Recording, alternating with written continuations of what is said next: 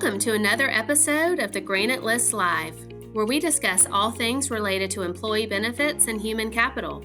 I'm Lee Dill. And I'm Sally Pace. And today we are joined by my dear friend, Mark Testa, Dr. Mark Testa, who isn't just a chiropractor and an acupuncturist. He is also EVP at Regenexx. We're going to talk a good bit about the work that is done there. But Mark, give us a little bit of your background. What led you to Regenexx? Thank you, ladies. Good to see you. Thanks for having me on. I found my way to Regenexx after spending 20 years or more working in primary care, pain management, orthopedic and spine surgeons' offices, places most chiropractors never go. And so I got to see the medical side of musculoskeletal and orthopedic care and the Purdue Pharma heyday where we had 4 opioid deaths in one quarter in the practice. I took care of a lot of surgery failures, and I knew there just had to be a better way. Now, I've known Dr. Centeno, the founder of Regenexx, for over 30 years now.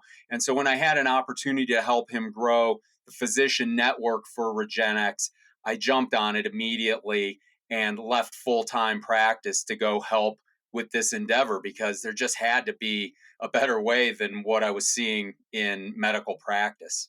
Well, we're certainly happy to have you. What is your reason? You gave us a little bit of background, but why should people avoid elective surgeries? You have some history about non-surgical procedures. Give us a little bit more color around that. Yeah, well, you can't undo surgery. And surgery has just always been part of the orthopedic continuum. And so when conservative care is no longer helpful, there was never really much else available other than to continue to be in pain or take pain medications, which we know have adverse side effects, especially when you take them long term, even if it's just Advil or ibuprofen. I saw stomach bleeding that can occur and kidney disease that happens. And so you can't really stay on these for a long time.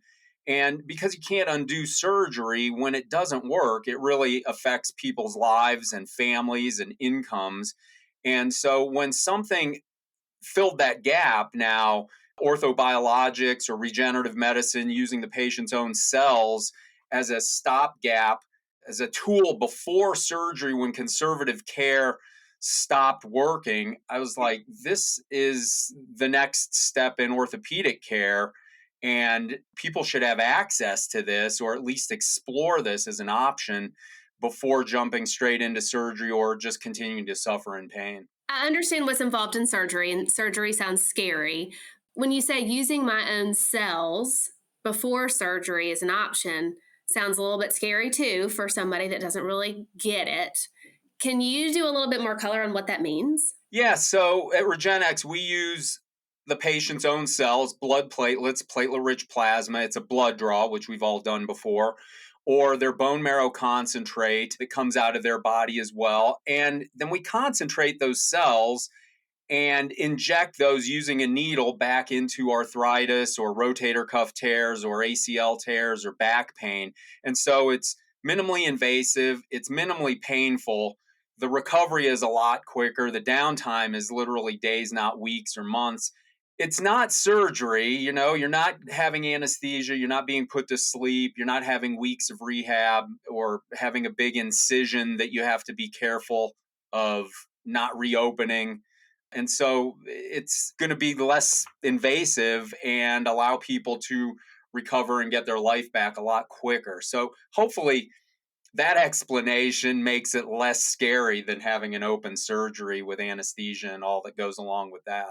It does. Thank you. We know Regenexx is the advanced cell therapy leader in the country, and you also have a specific focus in going after self-funded health plans and helping them. Can we start just helping the audience understand what kind of conditions would even be on the radar for somebody who might want to pursue a Regenexx therapy? Yeah, so particularly with self-funded employers and really across our entire book of business, our direct-to-consumer and our self-funded employers, the number one condition are knees. And this is not unique to us. People who go seek orthopedic care, musculoskeletal relief, generally show up with these 3 conditions: knee pain, usually knee osteoarthritis or meniscus tears, spine pain, particularly low back pain and sciatica, but also including neck pain, and shoulder problems, rotator cuff tears, shoulder labrum tears. Those are the top three things that we see, but we can really help people literally from head to toe with tennis elbow or golfer's elbow or hip pain, trying to avoid hip replacements, or ankle ligaments and plantar fasciitis.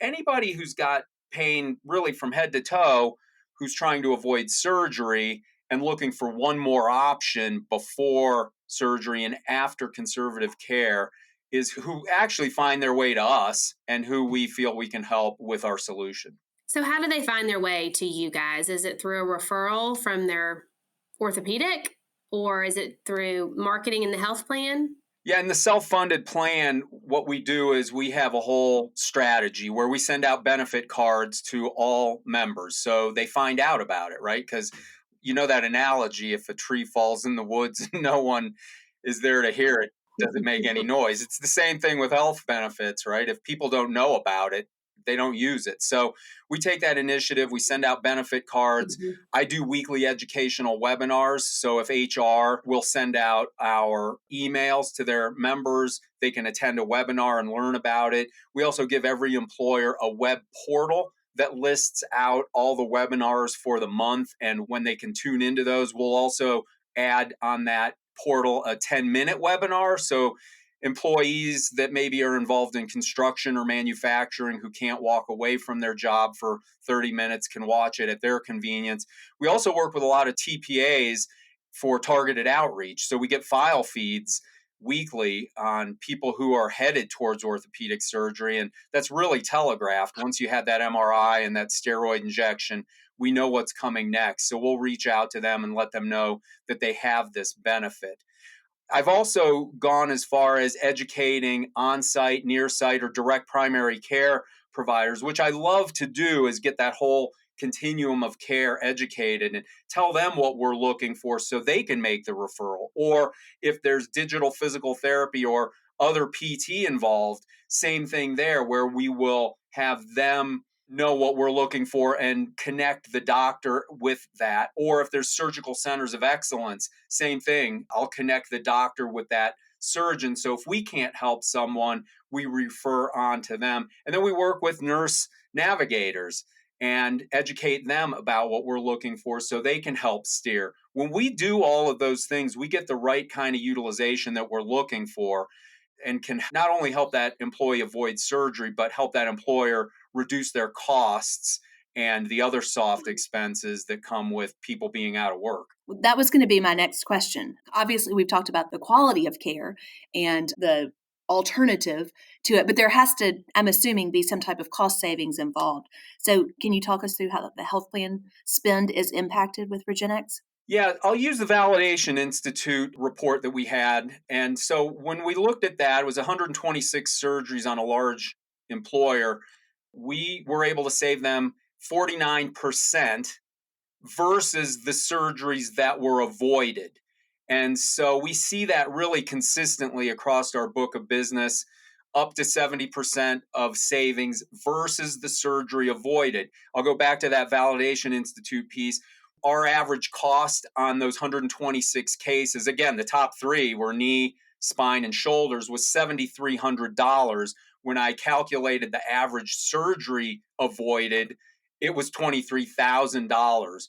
And again, we see that now year over year with our entire book of business, a savings up to 70%. Sometimes it's less, obviously, in that Validation Institute piece it was, but it's pretty consistent across now almost 2,000 employers. So, which groups do you seem to find the most traction in? Is there a specific industry that you work best in? And are you national? We do have a national footprint. We do work with employers who have a national footprint in all 50 states. Our physician network is national with close to 100 locations now. You know, I was just looking at this. We do a lot in manufacturing, right? There's a Mhm. lot of injuries in manufacturing. A lot of those people can't be gone for long because they're on an assembly line. We also have a large firefighter trust, multiple couple hundred firefighters, because they're injured all the time as well in the line of duty.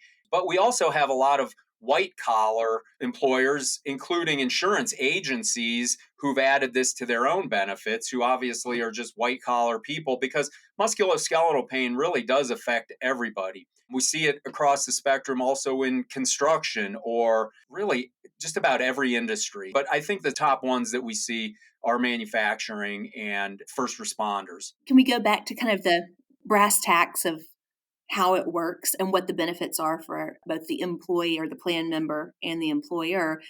And I would imagine there's a faster return to work span using Regenexx than a traditional approach. Can you talk about what the recovery is like for the patient? Yeah, I love the return to work part. Like my career, I was in work comp. I did a lot of that, working in those different settings. And return to work after rotator cuff surgery is 6 weeks off of work and 6 to 12 months of extensive rehab. Spine surgeries, depending on if it's a laminectomy, discectomy, or fusion, is 2 to 3 months off of work and a lot of recovery rehab as well. With Regenexx procedures, because you're whole and intact and it's needle based, depending on your job duty, you could literally be back at work the next day. If you're a first responder, you're not going to be back on the rig at a fire the next day, but you can be back to doing light duty. Rehab is going to be half the amount of time. Usually you can get started on that right away in a few days or about a week, doing light movement and exercise. And so that's a huge win for employers. I did a cost savings analysis for a construction company, and a lot of their important people in the field were going to be off, depending on the surgeries they had, for 6 weeks. I don't know. As an employer, that seems like a big loss in productivity. So I think not just the cost savings, but helping people get back to work quickly is a big reason employers look to this to add to their health benefits. I'm going to put you on a spot, and you might not have the statistic readily, but how many patients do y'all see that were going to surgery that you were able to detour and get them a non invasive procedure? That's a great question. I'm going to give a rough ballpark. So we saw probably 4,000 patients last year who found their way to us from employers. That ballpark number. Mm-hmm. Roughly 70% of those people we were able to intervene on and offer a Regenexx procedure. Some of those patients were too far advanced and needed to be referred to surgery. So obviously, we can't help everyone. Some of those patients, though, we also referred to conservative care. So if they hadn't done physical therapy, we also sent them there first, because our value proposition to employers is to avoid surgery, not avoid physical therapy or other procedures. So Mm-hmm. 70% might be a little high. Maybe it was 60% because we sent some of those people to conservative care first, but it's a large number Yeah, that can avoid surgery with what we're doing for them. that's great. Do you have a success story off the top of your head? Yeah, I have a great one. He shared it with us, and so I've shared it. And Chuck DeSmith, a firefighter, a fire chief at Renton Regional Fire Department, had years of plantar fasciitis, which was affecting his ability to do what he loves, which is like get out into the woods in Washington and hike. He had tried a lot of things, which wasn't helping. And he talked about it. After about a month, he started to feel relief. He saw our doc in Seattle and got PRP, platelet rich plasma, into that plantar fascia. After about a month, he started to feel better. He states that after about 4 months, he felt fully recovered and was able to return back to his things he loves to do. Now, that's important for Chuck because he's not only a fire chief, but he also leads the younger guys and is very focused on the mental well being and health of the whole department and his peers. And like he even says, getting out into the woods is just as important, not only for his physical health, but is for his mental health. And first responders deal with a lot of things. And if they're sidelined by pain and they can't do the things that they love to do, it only compounds everything, their physical health and their mental health. So Chuck had a great story and a great recovery, and we're grateful that he shared that with us. Well, thank you for sharing that with us and our audience. We're proud of the work that Regenexx does in helping folks that are in need of orthopedic remedies really having an alternative that helps themselves, helps them get back to work and life faster and helps the employer as well. So, Mark, thank you for being part of the Granite List community. Certainly, folks that are listening can find you on the Granite List, can find Regenexx on the Granite List. But if they want to reach out to you directly, do you mind sharing your contact information? Yeah, please feel free to reach out. It's mtesta, MTESTA at regenexx.com. And I'm all over LinkedIn. Yes, you are. Well, thank you for joining us, and thank you for listening to another episode of the Granite List Live. Thank you both, and appreciate what you're doing with the Granite List as well. Thank you for listening to this episode of the Granite List Live. Access our entire library by visiting your favorite podcast venue or subscribe on our site, thegranitelist.live.